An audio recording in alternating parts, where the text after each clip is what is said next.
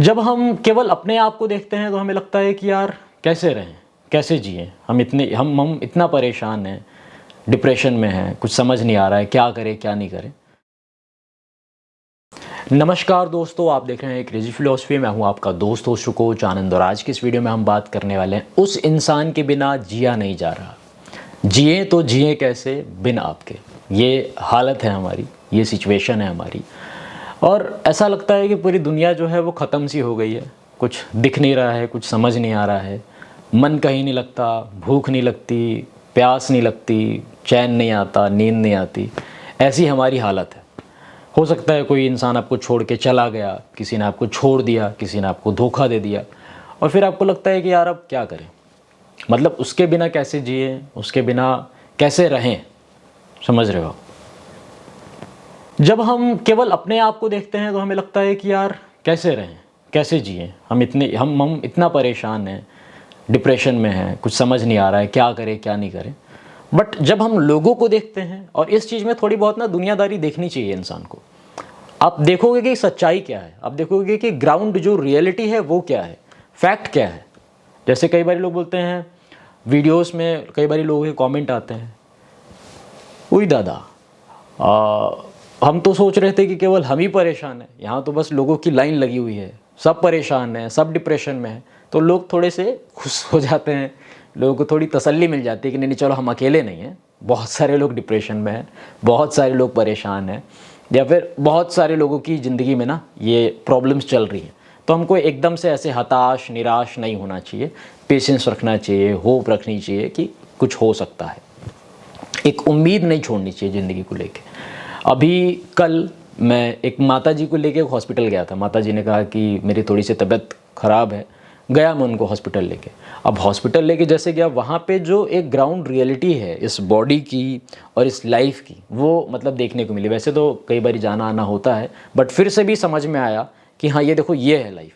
मतलब देखा कि किसी माताजी को पूरा उनका पैर ऐसा है, खून से लथपथ है, कोई ऐसी बॉडी आ रही है, कोई पूरा ऐसा भरा हुआ है, बहुत सारे लोग रो रहे हैं, इधर ये है उधर वो है। तो समझ में आया कि यार ये ग्राउंड रियलिटी है, ये सच्चाई है। और फिर वहाँ पे जब आप देखोगे, समझ में आएगा, तो आपको लगेगा कि हम कितने मतलब लकी हैं। हमें ग्रेटफुल होना चाहिए ऊपर वाले के टुवर्ड्स की अभी दोनों पैर भी सलामत हैं, दोनों हाथ भी सलामत है, आँखों से देख भी पा रहे हैं, खाना भी खा पा रहे हैं। इससे पाइप के थ्रू खाने की भी ज़रूरत नहीं पड़ रही। अभी सूंघ भी पा रहे हैं, अभी बाल भी है, अभी ये भी है, अभी बुद्धि भी काम कर रही है, अभी समझ में भी आ रहा है। अभी ऐसी सिचुएशन नहीं है कि आंखों से जो है आंसू निकल रहे हैं। तो लगा कि हाँ ये यार, फिर ऊपर वाले के टुवर्ड्स काफ़ी ज़्यादा आई वॉज थैंकफुल कि यार ये है लाइफ। समझ रहे हो आप? तो वैसे हमें कई बारी बीच बीच में हमें जाना चाहिए हॉस्पिटल और इन चीज़ों में देखने के लिए कि दुख क्या है, गम क्या है, क्या तकलीफ़ है लोगों की ज़िंदगी में। तो कहीं आपको एक तसल्ली मिलेगी कि यार दुनिया में काफ़ी गम है, बहुत गम है, और मेरा गम सबसे कम है। तो एकदम से हमको परेशान होने की ज़रूरत नहीं पड़ेगी। सबकी लाइफ में प्रॉब्लम्स हैं। कई बार ऐसा होता है, देखिए जो आपको अंदर की बात बताता हूँ, मैं एक काउंसलर हूँ, एक रिलेशनशिप काउंसलर हूँ। अब मेरे पास बहुत सारे लोग आते हैं, जैसे मान लीजिए एक नॉर्मल पब्लिक है, वो उसके साथ साथ जो भी हम जिसको सो कॉल्ड सेलिब्रिटीज़ बोलते हैं, इंस्टाग्राम पे, यूट्यूब पे या टीवी पे देखते हैं, या ये जो भी देखते हैं चैनलों में।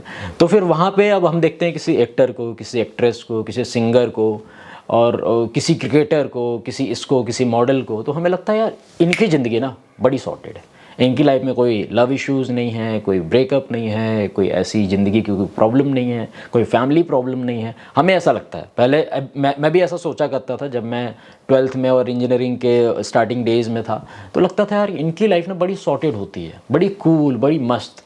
एक विला है, एक ये है, एक बंगलो है, और एक गाड़ी है, BMW है, ये है, फरारी है, और मस्त मौज की ज़िंदगी है।